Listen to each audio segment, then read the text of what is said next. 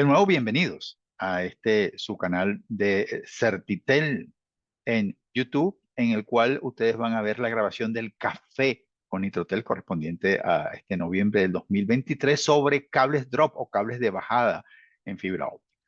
Es un- un conversatorio muy interesante. Veremos los detalles de construcción, opciones de vidrios, opciones de chaquetas, opciones de amarre y todo lo necesario.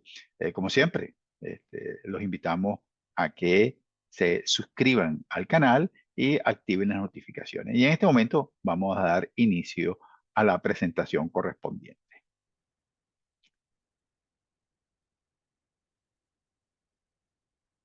Bienvenidos a este café con Nitrotel. Hoy vamos a hablar sobre cables de bajada o drop en redes FTTH. Mi nombre es Daniel Morera. Soy el director de soporte técnico y desarrollo de nuevos negocios de Nitrotel. Tendremos a Ivette Patterson, nuestra presidente, JJ Chacín, nuestro Senior Sales Support. Tenemos a Joel Quesada, que es nuestro gerente de operaciones, y Santiago Sardiña, quien está en ventas, está en ventas internas. También debe estar presente Constanza Andrade, que es nuevo fichaje de nuestro equipo de Nitrotel de ventas corporativas. La red FTTH. Vamos a iniciar hablando sobre la red FTTH. Primero hablamos de la última milla. Cuando uno habla de una red FTTH, Fiber to the Home, Fiber de fibra óptica a la casa. También podríamos hablar de Fiber to the Office, Building. O sea, puede haber casos de fibra óptica que en vez de llegar a parte residencial, llega a la parte comercial. En ese caso sería un FTTO de Office o FTTP de Premise. Esas serían las opciones. La estructura, si estamos trabajando en GPON, va a ser la misma a través de Splitter. Entonces, la última milla sale de los nodos de distribución. Siempre hay un edge, son donde están los servidores y distribuidores. Después están los nodos. De esos nodos aparece la última milla, la cual puede conectarse a unos NAP o Network Access Provider, o también puede ser Optical Termination Box, que son los distribuidores que atienden a los clientes finales. Estos NAP pueden ser soterrados, como están indicados aquí, pueden ser aéreos o pueden estar dentro de un edificio. Y entonces aparecen los cables drop. Los cables drop son los que salen de los NAP ya a los clientes finales. Entonces aquí saldría un grupo de cables drop a diferentes unidades habitacionales. Lo mismo aquí, va a haber un paquete de cables drop que va a llegar a las diferentes unidades habitacionales, y aquí dentro del edificio van a salir los cables drop a cada uno de los apartamentos. También podría ser, en el caso de Fiber to the Premise, de parte comercial, sería un centro comercial. Entonces, en ese caso, del NAP saldrían los cables drop a los diferentes clientes comerciales, ¿no? De nuevo, nuestro cafecito.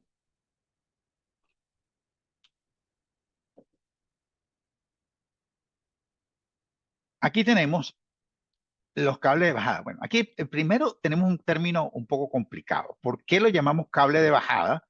Si podían ser perfectamente horizontales, ¿no? Por ejemplo, en el caso dentro de un edificio, irían desde el NAP, podrían haber una serie de unidades habitacionales de forma horizontal. Eso viene de la parte telefónica, de la cable telefónica, que era los cables telefónicos aéreos, se montaban en postes y después se bajaba a las casas el cable telefónico, el par telefónico que atendía el teléfono. De ahí bien se quedó el nombre de drop o bajada, ¿no? Pero bueno, ya sabemos que simplemente es la conexión final a un cliente o residencial o comercial cuando estamos conectándolos, ¿no?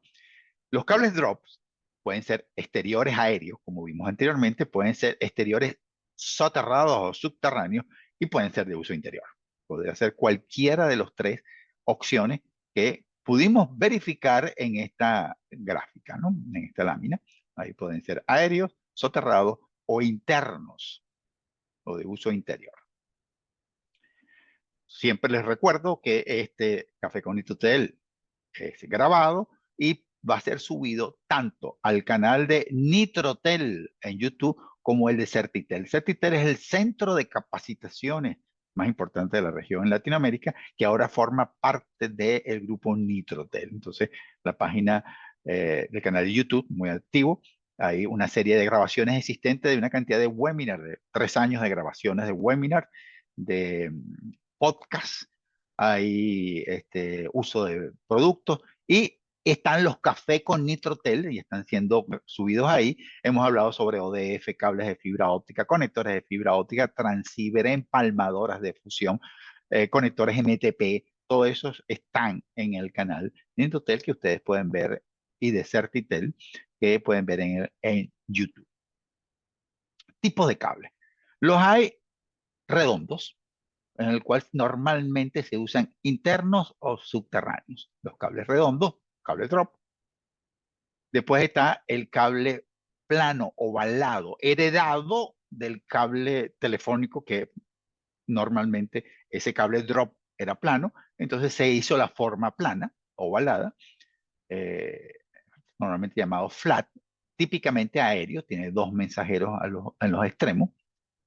Y finalmente el tipo lazo o bow, un lacito, que pueden ser aéreos, que incluye un mensajero, o soterrados sin mensajero, como está indicado aquí. Tendría los dos miembros de refuerzo y tendría eh, la, el hilo o los hilos de fibra óptica correspondiente. Aquí tenemos los hilos o el hilo de fibra óptica, los miembros de refuerzo que están aquí, que normalmente pueden ser de acero, alambre de acero, o pueden ser de fibra de vidrio, FPR, y este mensajero que también podría ser de fibra de vidrio o acero.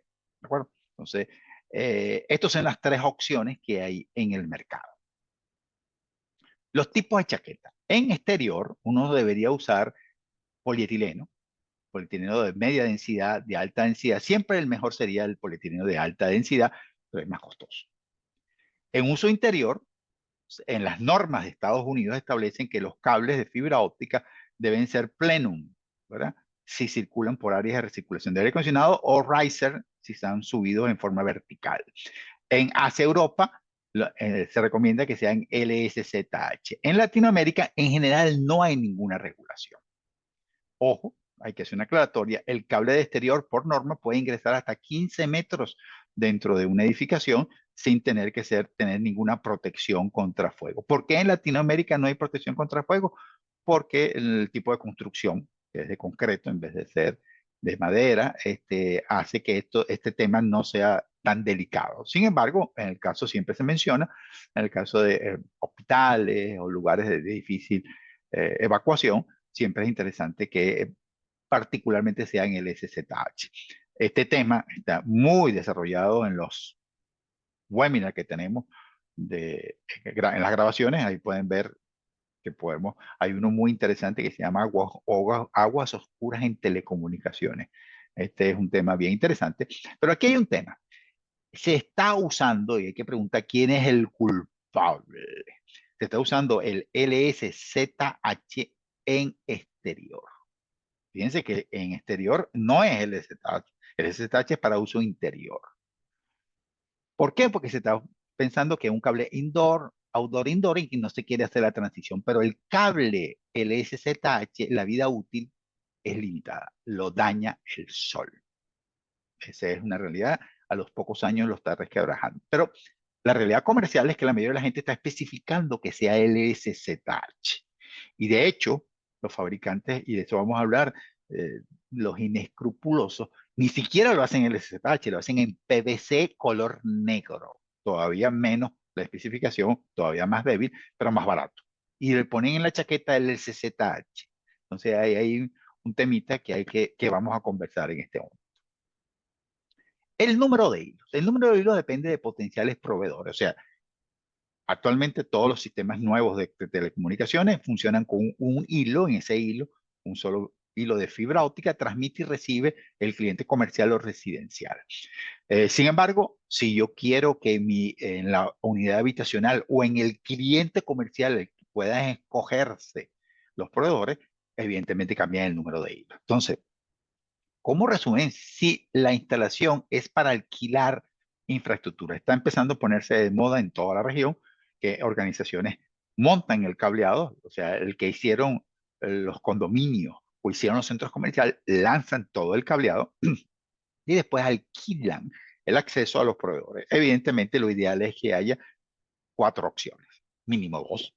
No puede haber menos de 2 opciones, entre 2 y 4. Le puse 4, pero podría ser entre 2 y 4. Lo ideal es que sean 4, de manera que el cliente final pueda escoger entre 4 diferentes proveedores de telecomunicaciones y puede ir cambiándose. No, yo ya no quiero este, ahora quiero este. Entonces, lo que se hace en el panel de distribución es que ese usuario se conecta al proveedor de servicio y él en la salida, él va a tener una salida de 4, en la salida 3 es donde tiene internet.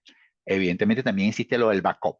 O sea, hay sobre todo empresas y algunas residenciales que quieren que haya 2 opciones de manera de backup, de manera que yo tengo 2 proveedores de servicio, de manera que si uno se cae, el otro tengo aquí o hago balance de carga. Entonces, si la instalación es del proveedor, podría ser 1 o 2 hilos, ¿verdad? Si la instalación es para alquilar, lo usual es que sean 4 hilos. El tipo de vidrio. Los cables de fibra óptica tienen un límite de doblado mínimo band radius en el cual empieza a salirse la luz, empieza a tener atenuación. Típicamente es 10 veces el diámetro del cable. 10 veces el diámetro del cable es ese radio de curvatura aquí. Pero, y eso, todos los cables de fibra óptica son así, pero el problema es cuando yo estoy entrando a un edificio, a una unidad habitacional, voy a encontrarme las curvas de 90 grados en una tubería de media, si acaso. Entonces, ya ese 10 veces el diámetro del cable no me sirve. Entonces se crearon unos vidrios especiales, de manera que se puedan doblar muchísimo más que los cables normales de fibra óptica. Y esos vidrios especiales se llaman siempre monomodo, ¿no? O sea, aquí no, nadie se le ocurre ni pensar en un tendido de ciudad en una fibra múltiple. Siempre estamos hablando de fibras monomodo o single mode. Punto. Y además deben tener supresión de pico de agua. Eso es un tema que pueden revisar en los webinars que tenemos ahí, la escogencia de los vidrios, de los cables de fibra óptica. Entonces son monomodo siempre, supresión de pico de agua, perfecto, pero además soportan el doblado mucho más extremo. Entonces tenemos primero que nada la G657A1 que permite el radio de curvatura es de 10 milímetros o 1 centímetro. O sea que ustedes pueden doblarla en un 90 grados y perfectamente. Después la G657A2, que es 7,5 milímetros, y la exagerada, que es la 657-3, que es 0,5 milímetros, literalmente pueden enrollarla en un lápiz y no tiene ningún tipo de atenuación. Este sería la G657. Aquí hay una diferencia de costos, ¿no? Evidentemente, quizás lo ideal sería que fuera G657A2. Esa es la verdad, ¿no? ¿Por qué? Porque nosotros no sabemos qué tan severas van a ser las curvas dentro de la edificación cuando estamos haciendo el recorrido y pasando nuestros cables. Entonces, lo ideal que sea 6572, pero hay una diferencia de costo. De nuevo, aquí empieza los piratas a decir que es 657A2, pero realmente es A1, porque al final el cliente no está muy claro de este tema que estoy hablando, del radio de curvatura, etcétera, etcétera. Y hay una diferencia de precio que podría ser 20% más del cable en el vidrio, y eso se refleja en el cable porque el cable tiene un costo de infraestructura, del número de hilos y del costo por metro de cable. Entonces podría costar entre 6 y 15% más un cable con G657A2 en vez de A1. Debería ser A2 para evitar. La B3 es demasiado costosa y la verdad que estos radios de curvatura son exageradísimos. Realmente en el caso particular de Nitrotel, mira, no hemos vendido ningún proyecto G657B3. No lo hemos vendido. Pero bueno, a lo mejor alguna aplicación militar o algo por el estilo que quieran irse al extremo de las normas, podría solicitarse y lo hacemos perfectamente bajo pedido. El cable. El cable que se decidió que la mayoría de la gente monta e instala es el cable tipo lacito del bow con mensajero. Pero dice, bueno, pero si lo voy a colocar soterrado, no importa, con mensajero. Pero si va dentro del edificio, no importa, ese, para simplificar el inventario de la instalación. Entonces, el 90 y tanto por ciento largo de los proyectos de FTTH se está haciendo siempre con el mismo cable. Se está haciendo el cable este, tipo bow o lacito, que se ve muy plano, con mensajero, ¿verdad? Normalmente lo que se hace es este que podría ser en acero, pero lo que se está usando es que sea Fiber Video, FRP, y aquí un mensajero de acero y los vidrios en el centro. Y aquí está la estructura. Pero entonces, en general, es con mensajero de acero, uno o dos hilos, G657A1 o A2 y LSZH, a pesar de que no debería ser LSZH. Pero bueno, eso es lo que está pidiendo el mercado. ¿Dónde aparecen los piratas? Los, los, a nosotros nos sorprende mucho, no, que están, ustedes vienen, el precio de mercado está un poco alto porque el precio que se consigue, ustedes se meten en Alibaba y cosas por el estilo y van a encontrar cables drop a precios ridículos. ¿Cómo hacen para obtener el precio ridículo? Este mensajero que está aquí, que es de alambre de acero, en vez de ser alambre de acero es alambrón, que no es de acero. Los vidrios, en vez de ser G657A1 o A2, es un G652 de más barato. O sea que tienen atenuación. La chaqueta no es el LCZH, es PVC, ¿verdad? Entonces, si tú le vas quitando, todo le vas quitando, por supuesto que tu cable puede costar la mitad. No hay ninguna duda que puedes ir bajándole todo lo que acabo de decirle ahorita en el vidrio, en la chaqueta, en el mensajero. Le vas quitando todos esos materiales. Este mensajero aquí de fibra de vidrio pueden llegar a colocar plásticos. O sea, yo he visto cables realmente impresionantemente malos. Ya que estamos hablando de cables drop, tenemos que mencionar el tema de los amarres. Los amarres de los cables drop son especiales. Siempre hay dos tipos de amarre. El amarre de suspensión, que es el que suspende el cable, y los amarres de tensión, que son los que hacen el tensionado de los cables. Normalmente el cable drop solamente lleva de tensionado porque él va del NAP al cliente. Este es en el caso de que sea aéreo. Entonces, normalmente lo que usan son amarres tensionados. En algún caso, algún cliente que esté retirado del DAP, pongamos 150 metros, evidentemente va a necesitar eh, amarres de suspensión. Y ahorita vamos a ver los tipos aquí. Estos aquí son los más usados de amarres de tensión. Algunos de ellos dan este presiona el cable aquí, estos lo enrollan acá, enrollan el mensajero, ¿no? La idea es enrollar el mensajero para tensionar sin maltratar el cable. Y estos son los anclajes que irían en, en la unidad habitacional o en el poste o de donde estemos saliendo. Entonces tenemos los anclajes y tenemos los amarres de tensión. Opcionalmente está, repito, el de suspensión, que es cuando el cable, tú puedes colocar dos amarres de tensión en lugar de uno de suspensión. Simplemente trabajas un poco más, el costo va a ser un poquito más alto, pero tendrías un solo tipo de amarre. O sea, el amarre de suspensión en los cables drop es realmente opcional, ¿no? Es realmente opcional. Mucha gente lo que hace, si el tendido, normalmente esos tendidos pueden aguantar unos 60 metros entre dos postes. Pero si, repito, tenemos 150 metros, tenemos que hacer dos suspensiones en el medio y se podrían hacer con parejas de amarres de tensión. No hay ningún problema con respecto a eso y no ha pasado nada. Está muy de moda, estamos vendiendo en este momento cantidades interesantes, estamos homologando en proveedores de telecomunicaciones los más importantes la solución preterminada. ¿La solución preterminada en qué consiste? La solución predeterminada es, pues lo usual es que yo agarro mi cable drop, lo llevo al NAP, lo llevo al cliente, le monto un conector de un lado y le monto el conector del otro lado.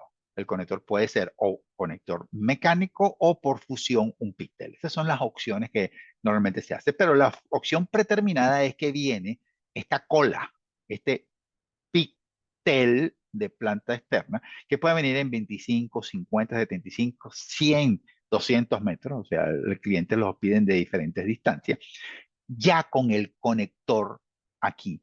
Este conector ya es un conector de IP6567, está protegido contra exteriores. ¿Cuál es la ventaja de esta opción predeterminada? La opción predeterminada es que nosotros no tenemos que abrir la caja, porque el problema de abrir las cajas para conectar a un cliente le entra humedad. Y después vuelven a entrar y le entra humedad, le entra polvo, humedad y polvo. Y un momento en que empiezo a contaminarlo. En cambio, si yo vengo hago una sola vez, monto todos mis píxeles, los fusiono, los conecto aquí al cliente que procede, al cable que viene del NAP, del nodo o de otro NAP. Lo cierro y después que lo cierro, esto queda, se conecta por fuera. No vuelvo a abrir la caja. Entonces, el primer beneficio, no se abre la caja. Segundo, evito el proceso de estar montando un conector montado en una escalera en un poste, ¿verdad?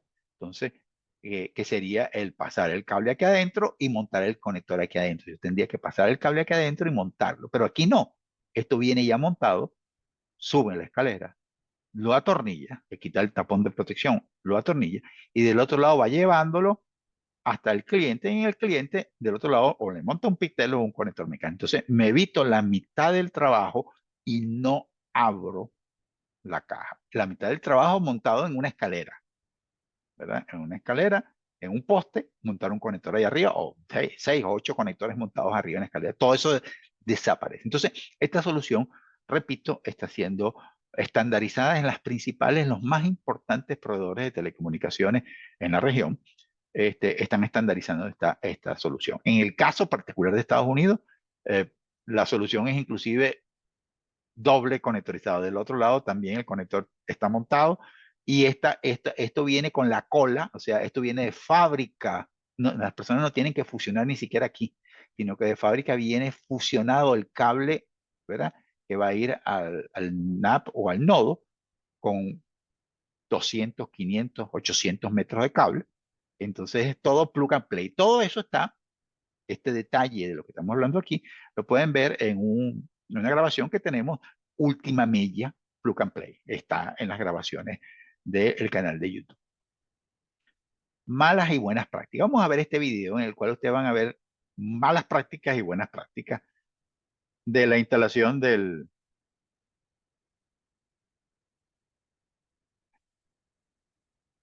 Ok, entonces aquí viene, vamos a montar la última milla. El primer paso siempre es verificar el nivel de potencia que está llegando al NAP para no tener problemas después de que yo soy responsable de que no está llegando suficiente potencia al cliente. Entonces ahí está verificando el primer. Aquí está el marcaje. Ellos hacen un marcaje un poco casero, pero bien interesante porque este no se deteriora con el tiempo. Es muy importante que todo esté bien identificado.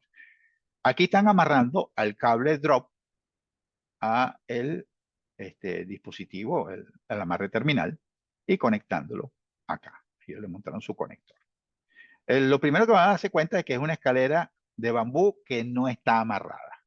Y por supuesto, el usuario no tiene arnés. Ahí hubo errores gravísimos. Una escalera que no es suficientemente segura, que no está amarrada y no tiene los arnés correspondientes de protección de su vida. Eso absolutamente imperdonable. Lo segundo, en vez de usar uno de los amarres que estamos mencionando, aquí viene y ponen ese ojo, lo atornillan ahí. Esa no es una forma profesional de realizar. Aquí sí es un amarre terminal, ¿verdad? Y ahí están amarrando su cable. Muy importante el acabado. Estamos entrando a una vivienda. Entonces debe conectarse lo más adecuado posible.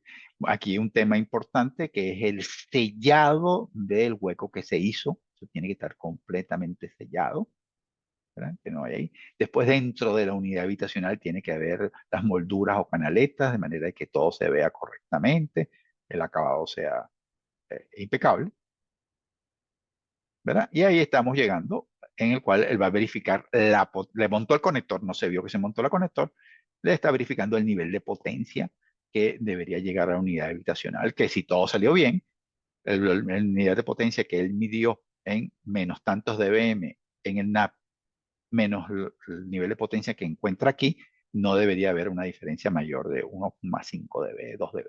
¿Ya? Eso está estandarizado en los protocolos de las empresas de telecomunicaciones.